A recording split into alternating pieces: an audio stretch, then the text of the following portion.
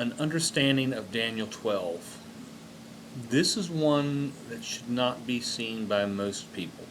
So this is one that is really for those who are in faith. So they should have seats. Um, so let's look at what's going on here. At the end of Daniel 12, we have two specific dates, 1290 and 1335. If we have two dates, we have two questions.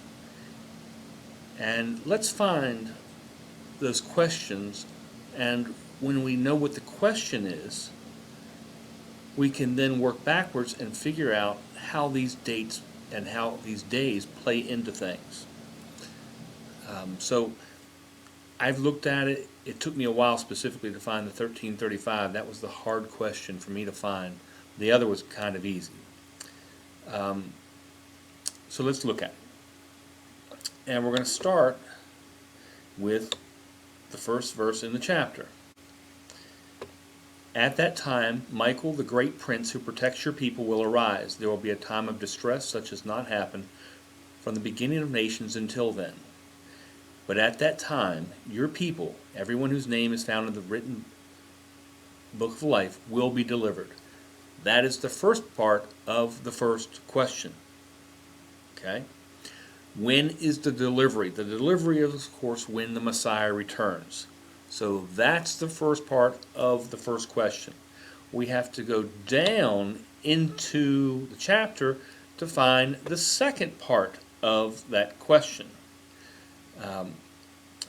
Verse 11, from the time that the daily sacrifice is abolished and the abomination that causes desolation is set up, there will be 1,290 days.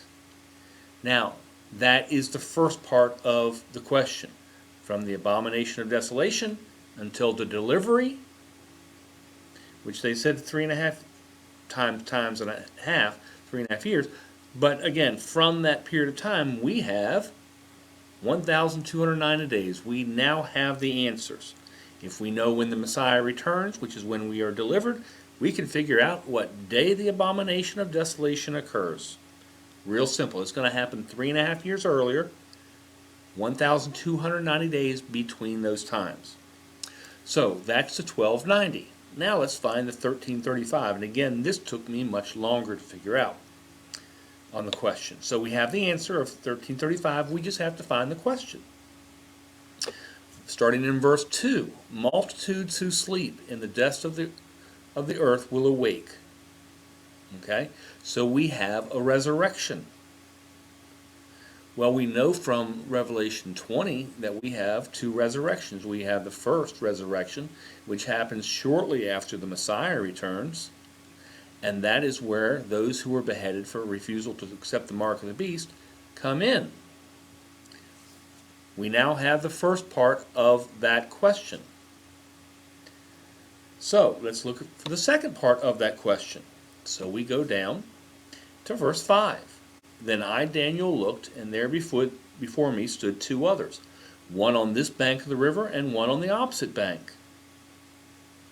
One of them said to the man clothed in linen, who was above the waters of the river, how long will this be until these astonishing things are fulfilled? I don't need to kind of go down through here for the rest of this, okay? So, the issue is we have the second set of dates. We have the end, which is the first resurrection, Day of Atonement, until these two men, which you can easily see and should easily see, are the two witnesses of Revelation, Revelation 11. And when we look into Revelation 11, it will give us that indication because they stand in front of the one with authority on the earth. So, when they are at the river on each side of the bank, that is when the shell that will be the anti-Messiah, because the anti-Messiah comes up from the pit. That is when that shell of that person, that he is going to, the shell that he will possess, that's when he crosses the Jordan River coming into Israel. So now we have 1335, and we know the first part of that to the second part, so it's real easy to figure out those days. Now, this is where the fun, well, I say fun. This is where you're going to have to judge things for yourself. Because Daniel asked in verse 8, I heard, but I did not understand. So I asked, my Lord, what will the outcome of all this be? This was the response from the Creator. He replied, go your way, Daniel, because the words are rolled up and sealed until the time of the end. Many will be purified, made spotless and refined, but the wicked will continue to be wicked.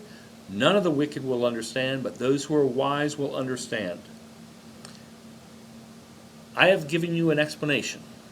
I am in faith.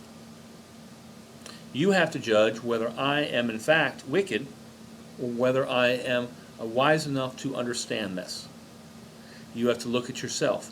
If I'm able to discern it, and there's, as we all know from anyone in faith, you can't discern diddly until you are given sight by the Creator.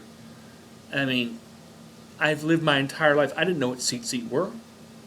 I had the ability, I've heard of Day of Atonement, I've heard, or Yom Kippur, and I had heard of Passover. I didn't know what the Feast of Unleavened Bread was, and it's sitting right there in the book, and I didn't know it, and I had grown up in church. I knew nothing of this. So as long as you were blind and without sight, there's no way to do this. So if I have this right, it's not because anything from my standpoint, it is because the Creator of the universe has given me sight and allowed me to see this. It is only with His help that any of this comes through. But this is another major issue because this is screaming we are in the end times. If someone can figure out Daniel 12, then we know we are in the end times. And I mean right at the freaking end of the end times. Why? Because he tells us that. Okay? Because again, go back to verse 9. Go your way, Daniel, because the words are rolled up and sealed until the time of the end. They're sealed until then. Nobody can look at this and figure it out. Okay? So either I am wicked, and I've just looked at this and tried to make up my own answer, or He has given me sight and allowed me to see. You have to make up your own decision. But I'm putting it out there so that you can actually see, hey, there might be an answer to this rather easily. And I say easily because I now see it. It was not easy for me to find the 1335. It took some time.